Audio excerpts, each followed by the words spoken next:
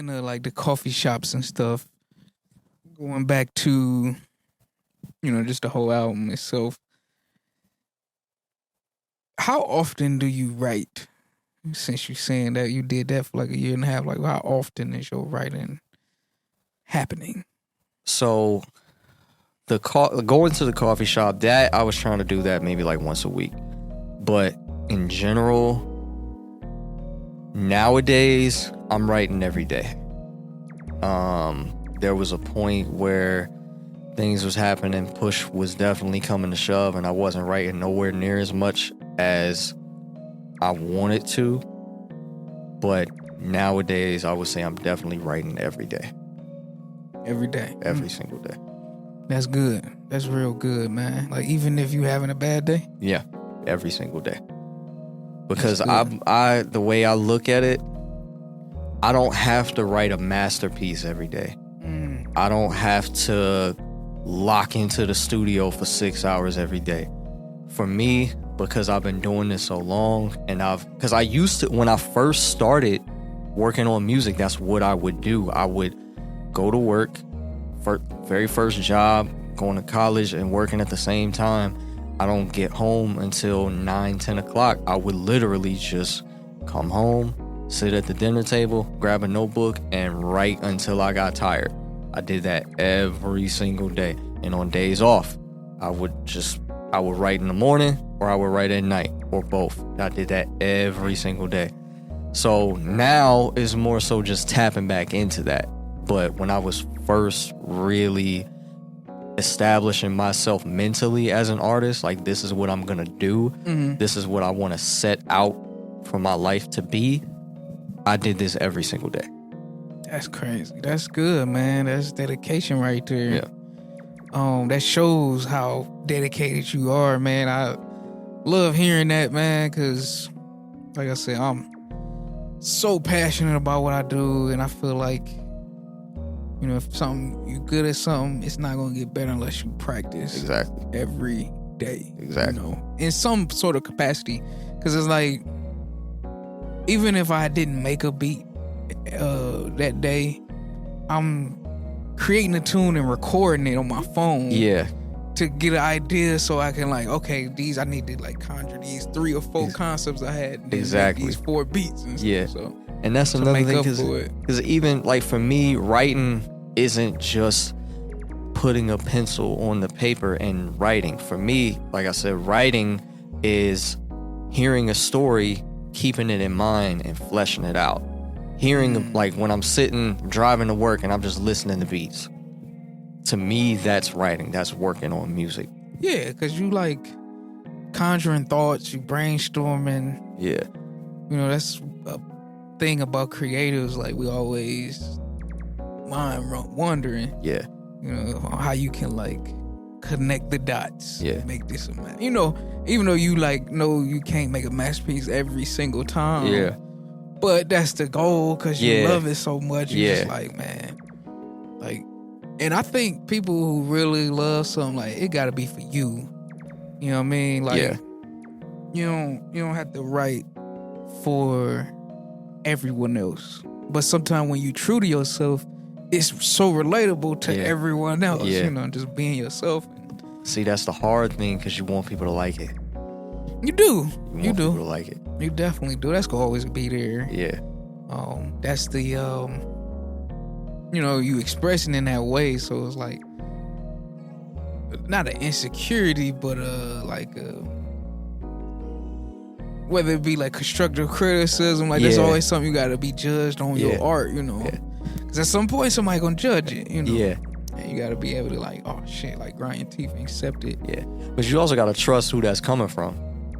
It's I've had people that I genuinely trust give me constructive criticism, and I took that and made Before the Coffee's Cold 2. Then there's some people that came around in passing and said something, yo, that was great. I love when you do this. I love when you do that. But either things that I know that they enjoy or whatever the case may be, it's okay. And this, for better or worse, you kind of look at it okay, what do you mean by that? one thing that always kind of bugged me coming up, and it doesn't so much anymore, was being compared to like, oh, you sound like J. Cole. I know what that means to me, but you don't listen to J. Cole, and you don't necessarily like J. This is you telling me you don't necessarily like J. Cole. So if you say I sound like J. Cole, what does that mean coming from you? Yeah. And like I said, for better or worse, that just puts a spiral on it. But yeah, constructive criticism is, you got to trust where that's coming from. How have you grown as an artist since you dropped Art for the Artist?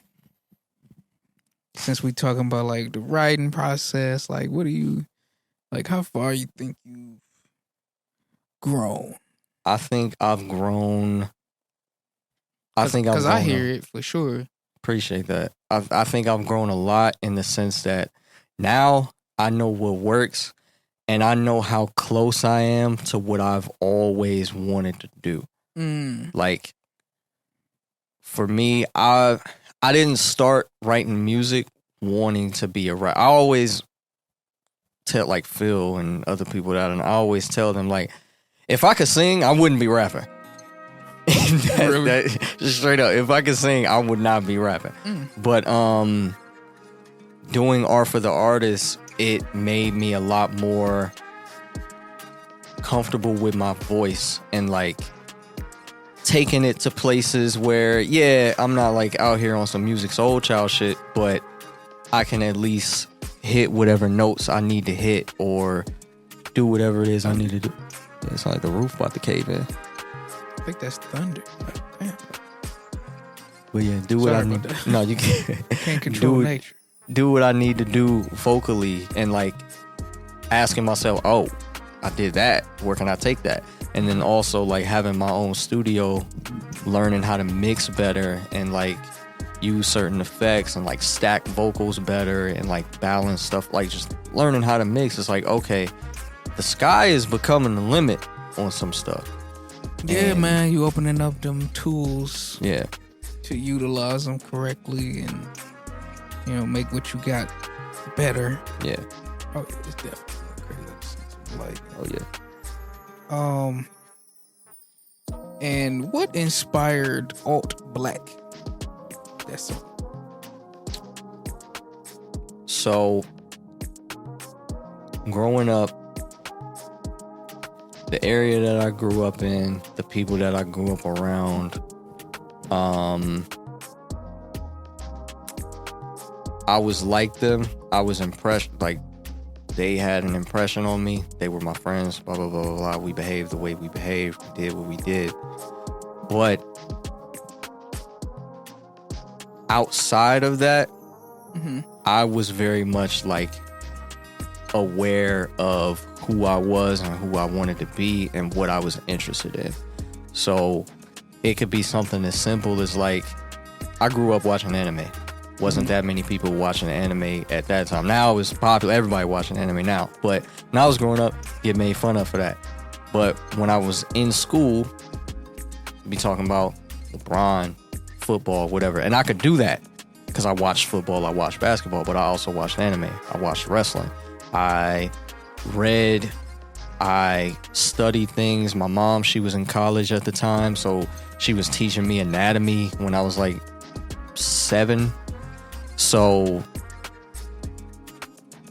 that kind of back and forth growing up, I just kind of found myself stuck in the middle of the rah-rah over here and like this whole other culture over here and like that culture over there and this culture back here. And then me... Oh, meaning like alternative? Yes, okay. Alternative black. Like I knew people. I grew up with people that sold drugs. I grew up with people that robbed people. I grew up with people that do this, that, and the third, and did this, that, and the third. And I was cool with them. And if push came to shove, if I was just a little bit more impressionable, probably would have did that. But I had a frame of reference that I could be more than that. So I still hung out with them. I still knew them. I still talked to them, communicated with them, blah, blah, blah, blah, blah. That was probably who I was with 80% of the time. Yeah. But that wasn't all me. And the image of being black nowadays can be so many different things, but it's still in the presence of people's mind is just one thing. Yeah. Like you're this. Yeah, right. Like just that stereotype. Yeah. You know? So for me, it was kind of drawing that line in the sand of like, yeah, I am that, but a little bit more in this direction. Yeah. Being your damn self, man. Yeah. What's next for Darionne? Before the Coffee's Cold 3. I thought you said you weren't gonna do the more series. I'm not doing art for the artist. Okay. Before the Coffee's Cold 3, crazy enough, it was supposed to be 6. Damn. But okay. Six parts? Yeah, it was supposed to be 6 parts, but and now, just cap it at 3. Were you still running on that theme of like still being in that bitch or okay? Yep. Because it was supposed to be short projects. Like a bunch of 4 or 5. 3, 4, 5, yeah. But I had a conversation with Phil and he was like, I think you can turn that into like I think you can make like one last one and make it like a legitimate like 50, 60 minute project. The next one. Yeah. So that's more basically like 12 tracks type. To be honest, it might be like 14, 15. That's what's up. What I don't know, I mean, is it halfway done? Is it started? It is halfway done. Okay. Honestly, it might be about 75% done. 75, 80% done. As in songs written, or you like in the mixing Songs process? Written, songs recorded, songs released. Okay. Songs releasing. Right. So the track you did today is going to be on the third one. Yeah. Okay. Yeah. And to really like drive home that I wanted to work with people this time around because I never really did. So this time, so you got some features. Yeah, like I got my man Complex, Fascinated is on Miles and Miles. My brother Freshman is on the song I did today. I got a song with K7 that's, oh my God, I love that song so much, and I know he gonna hate me because it's like 2 years old and it still ain't out yet, but it's coming. I promise it's coming. But well, he'll see this. Yeah. Hey, shit, man. We gonna get you up out of here, man. It was definitely good talking to you. I'm glad you came, dropped off that song to us. Likewise, man. Perform, man. Because, we just try to allow artists to just use this platform so they can, if it's a new project they working on, use this as footage for that stuff, man. Yeah. And I always enjoyed. Hope you had a good time. Always. But let people know where they can get all your music and where they can get in contact with you. You can find my music everywhere. That's the beauty of DistroKid. I'm on Apple Music, Spotify, Tidal, what's the other one? Amazon, Deezer, whatever else, TikTok, Instagram, all of that. And the latest project you got out is Before the Coffee Gets Cold 2. That's the latest project. Correct. Okay. Latest project. And the latest single is? Latest single is It's All Right featuring Complex. Yeah. Amazing, amazing rapper. Love him to death. That's my man. I will convince him that Jay-Z is one of the best rappers alive. I will convince you. Well, who that. do you think? Who do I think as far as? Who this Complex think? Black Thought, Lupe, yeah, guys like that. I told him straight to his face is hate, but he call it whatever. Hey man, it is what it is, bro. Yeah. Complex definitely he be killing it too, man. That's my man. Honestly, man, like meeting K7 and him introducing me to all of y'all, like just not even saying y'all in a group, but I feel like y'all just on the same paths. It's a circle. Yeah, and it's like y'all got like I admire y'all dedication to this shit. And you too, you in it too.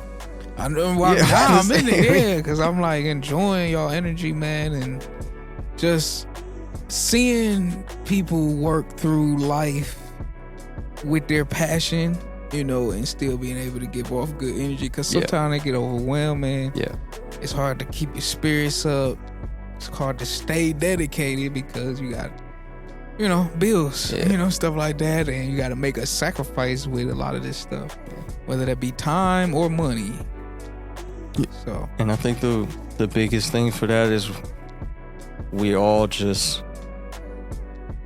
good people, genuine people. Like, yeah, man. Complex is a cool dude. K7 is a cool dude. Zadok is a cool dude. Phil's you. Well, Phil. Why you be? That's your homie, ain't it? Yeah. Hey, man, you gotta get off Phil like that. I don't know. Cavs just won the other day, so I got beef with him. Man, you don't like the Cavs? I've been a Boston fan my whole life. Oh, man, Because my mom didn't watch basketball. My dad watched football. And when he did watch basketball, he didn't give a shit about the Cavs. He was just watching basketball. I got you. So you didn't get that like camaraderie around Cavaliers. Yeah. And then like my cousins, they wasn't really Cavs fans either. They was a fan of everybody. They loved basketball. If anything, they was Lakers fans. Oh, okay. Yeah. Well, all right, man. We're gonna get out of here. This was Darionne, episode 52. Thank y'all for watching. Peace.